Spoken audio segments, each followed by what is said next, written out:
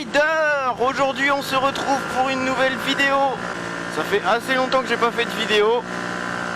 Donc tout simplement parce que je suis en train de passer déjà le permis A2. Ça fait longtemps que j'ai pas fait de vidéo, tout simplement parce que je suis en train déjà de passer le permis A2. Donc petit MT-07, tout ça, vous voyez un peu le délire. Et en plus de ça, je suis en train de m'installer à Dijon pour les études, donc c'est un peu chaud. Alors là, dans cette vidéo, il y a beaucoup de tests, si je puis dire. En tout cas pour ma part. Tout simplement parce que déjà, je teste un nouveau micro. Bon, ce que j'ai pu voir, le micro, c'est un peu de la merde, donc même si la qualité est mauvaise, je vais essayer de faire de mon mieux pour l'améliorer au niveau du montage, mais je vous promets rien. Et en plus de ça, j'ai commandé un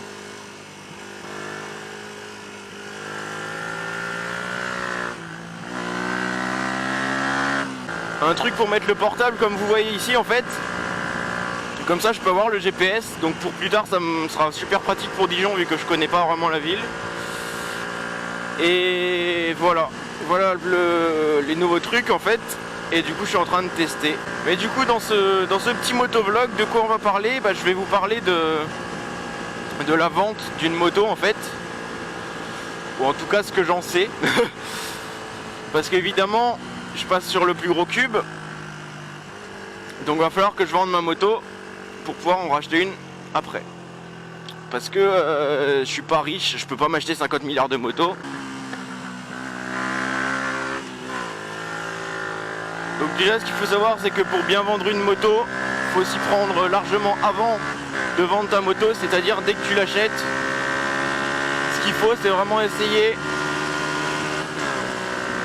de bien l'entretenir, de faire ce que tu peux pour qu'elle puisse rester intacte, la plus neuve possible, la plus impeccable. Mais normalement, si tu es un bon motard, t'entretiens bien ta moto, t'y fais gaffe et t'y tiens comme à la prunelle de tes yeux, donc logiquement si tu la vends, elle sera nickel. Deuxième petit conseil pour vendre bien ta moto, s'il y a une des vidanges ou des révisions qui est pas loin de ton kilométrage, fais-la avant de la vendre, ça aidera. Parce que toi par exemple, si tu veux acheter une moto, à mon avis tu vas préférer une moto qui a déjà la vidange de fête et les révisions de fête. Comme ça te coûtera pas 200 balles quand tu vas l'avoir. Donc pense à bien faire toutes tes révisions, à être à jour vraiment, c'est super important. Garde tes factures. Comme ça tu pourras prouver que ta moto a bien été entretenue dans un concessionnaire, machin, truc chouette. Tu connais la chanson. Autre conseil lors de ton annonce, du coup, ce qui est important à mon avis, c'est de bien préciser que ta moto a bien été entretenue, que le rodage a bien été fait. Normalement si tu l'as bien fait, tu peux le préciser, c'est pas mal. Tu peux préciser également toutes les modifications que tu as fait. Donc moi dans mon cas ça va être les clignotants, le pot d'échappement ou la sortie ou la ligne complète. Ce qui va aussi beaucoup jouer sur la vente de ta moto, donc lors de ton annonce encore une fois, ça va être les photos que tu vas choisir. Si tu choisis des photos dégueulasses qui donnent pas envie d'acheter la moto, qui montrent que ta moto elle est pas propre ou quoi, ça va pas du tout donner envie d'acheter. Alors que si tu montres une moto propre, une belle photo qui montre que ta moto elle a vraiment une belle gueule, ça peut donner un gros avantage à ta moto par rapport aux autres sur le marché. Ensuite, il va falloir que tu choisisses le prix de ta moto.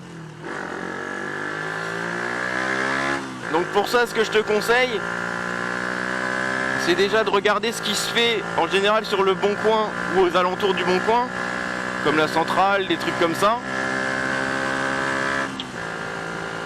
Niveau prix de ta moto, tu vérifies un peu ce qui se fait du coup. Tu regardes à peu près par rapport au kilométrage et tout. Tu te fixes à peu près un prix, une moyenne. Et en fonction de ce que tu veux, tu mets plus ou moins cher. Personnellement, je te conseille pas de mettre le moins cher parce que déjà tu vas perdre un peu forcément. Et une moto pas du tout chère, des fois ça peut faire peur. On peut se dire c'est peut-être une arnaque, ceci, cela. Donc voilà, après à toi évidemment de mettre le prix que tu désires.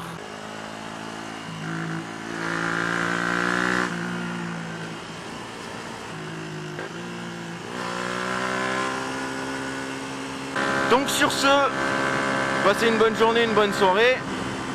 J'espère que la vidéo vous aura plu. Normalement elle devrait pas être trop longue. Dites-moi en commentaire si vous préférez les vidéos longues ou pas, si jamais vous voulez. Je m'arrangerai pour essayer de faire au mieux pour que ça vous plaise. Et normalement, quand j'aurai le permis A2 et que je serai sur Dijon, il y aura sûrement un peu plus de vidéos. Et peut-être des vidéos différentes, parce que vu la moto que je pense prendre, ça devrait être plutôt pas mal. Allez, à bientôt pour une prochaine vidéo. Peace!